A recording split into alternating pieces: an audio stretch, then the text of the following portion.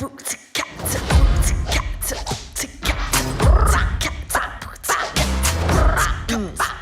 go.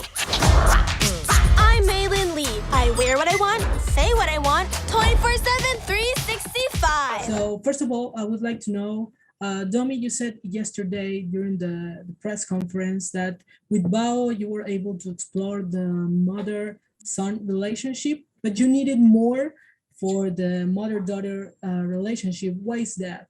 What I'm really excited about for Turning Red is that for the first time, we're able to explore this kind of more nuanced, more specific parent-child relationship where like normally I think in movies you would see like this in this type of story, the parent is very militant and they're very like strict and the kid is just like wanting to break free from the beginning.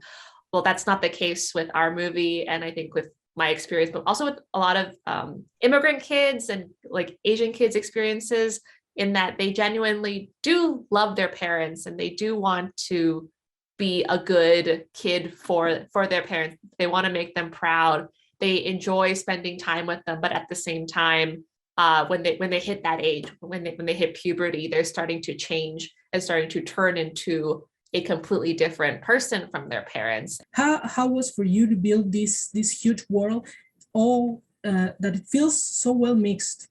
Yeah, I would say there's two parts. One, I feel like it was successful, and I'm so glad that you feel like that because I felt like that too. It was successful because we had a very authentic place that we can always go back to. This was Domee's story. We knew, and for me too, you know, I was around that age, 13, 14, in 2002. We know the era. We knew how we were. I was a pimply faced dork too. Like I knew all the friends that she was trying to depict. So like it came from a place of authenticity. So we were just telling a story that was true to us, to everybody. Domee, you know, something that I really like about Pixar is how they're able to put into images things that are sometimes abstract.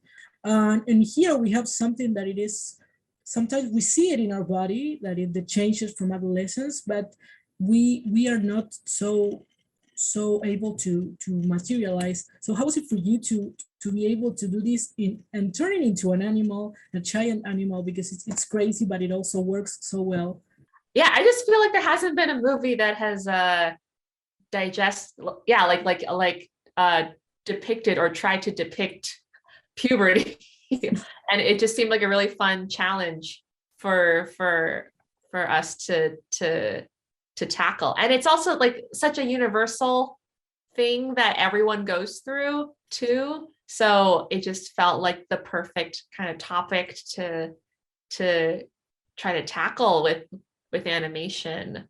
One other thing I really like about the movie is how even when you see her as May or as Panda, you can actually see her personality all the time.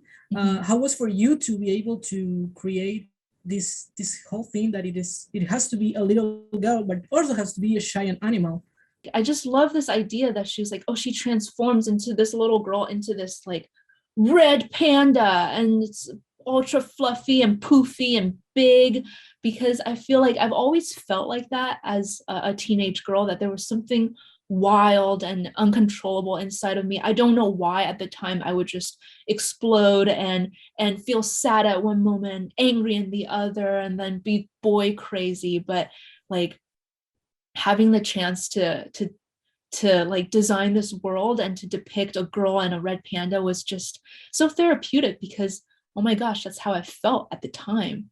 So really, really grateful for Domee for telling this story, to be honest. Lindsey, you've been working the past year with short films mostly. What does Turning Red have that make you want to come back to length film? I was just kind of won over by Domee and by this story when she pitched it, to be totally honest. I was kind of like, oh, how do I get on that phone? So that was certainly part of it. And I love kind of all the different roles I've been able to be in at Pixar and development and on shorts but there is something about telling a feature-length film that is it's grueling because it can take like 4 years of your life, but it is so rewarding. I was like so thankful that I was on a crew making a movie, because it felt like the only normal great thing happening in my life for, you know, a year and a half. Like, I was so grateful to be surrounded by super creative people and be in meetings on Zoom where they were laughing and people were making jokes and trying to, you know, do and show funny moments in order to try to lift everybody's spirits. And another great thing is that you can actually see May personality in every corner of the movie. I mean, in her clothes, in her room. Which would you say was your favorite item from May that we get to see in the movie? I just love May's outfit. Like, to me, it just screams early 2000s. And like her hair clip, all of those things too. Like, as we were designing her, these were items that we had, and it's like pictures that we saw of ourselves.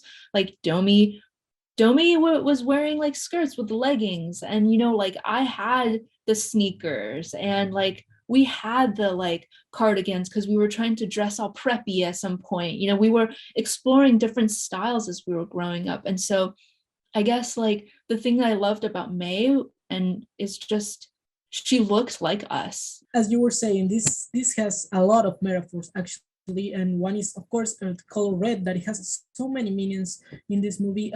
What does red mean to you two in your lives? What would you say is the red thing, the first thing that comes to your head when you think of red?